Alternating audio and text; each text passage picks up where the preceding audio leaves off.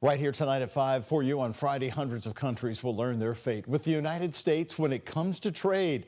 President Donald Trump making it clear he is not going to be extending a deadline for countries to come up with a trade deal. Some countries have already received warning letters from the administration that they will face higher rates unless they reach a deal before August 1st.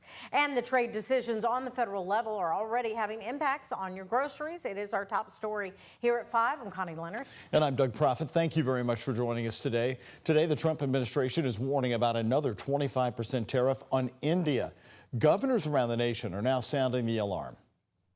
Discourages investment in the United States because when you're making things here for export, there's always a reciprocal tariff. The other country puts one on us, and so a lot of manufacturing is going to move overseas. I've already heard from companies here saying we're not going to build a factory in Colorado, we're going to build it overseas because we can't pay the tariffs on all the parts and materials that we need to make our product.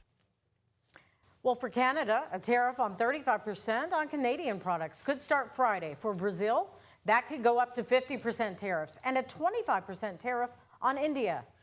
But for major companies like UPS, which of course has a huge traditional footprint right here in Louisville, trade policies with China are having the largest impact.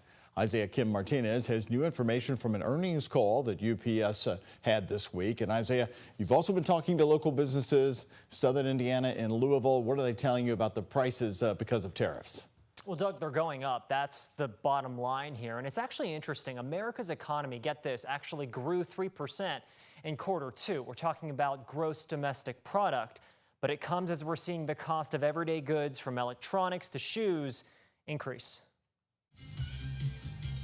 So much of what's sold inside Scott's Mobile Electronics store in Jeffersonville, Indiana is either imported, it's coming out of China, yeah, or made of materials shipped in from the country the Trump administration has slapped the steepest tariffs on, China. Yeah, the subwoofer we sold a few months ago at $469 now is $539. Scott Wiehebrink tells me tariffs have forced him to raise prices 15 to 20%. His business has been a local favorite, installing audio systems into cars, motorcycles, and boats for years. It's stressful to watch that the product keeps going up, and eventually, once it gets so high, we are a luxury product. We're not something you have to have.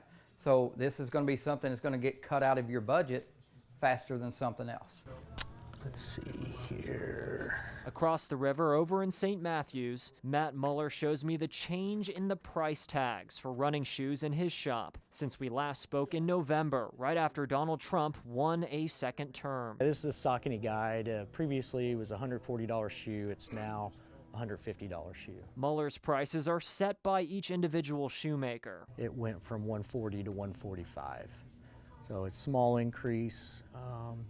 You know, maybe minimal for some, but when we're buying in large quantities, you know, it all adds up. And all of a sudden, you know, you figure a $1,000 invoice is now turning into a $1,200 invoice. And that's just one, you know, and it's happening, you know, across the board. We're also seeing the reality check for UPS CEO Carol Tomei. Trade follows policy, and generally, tariffs are not good for trade. The shipping company with its Worldport hub in Louisville reporting a 3% decrease in revenue and a 9% dip in operating profit compared to this time last year. For UPS, China is their most profitable trade partner. And for Wiehebrink's business, in many ways, it's how they survive.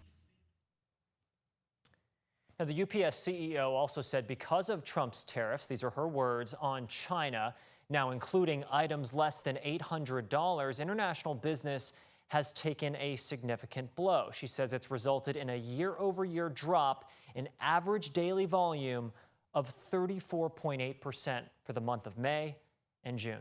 Connie.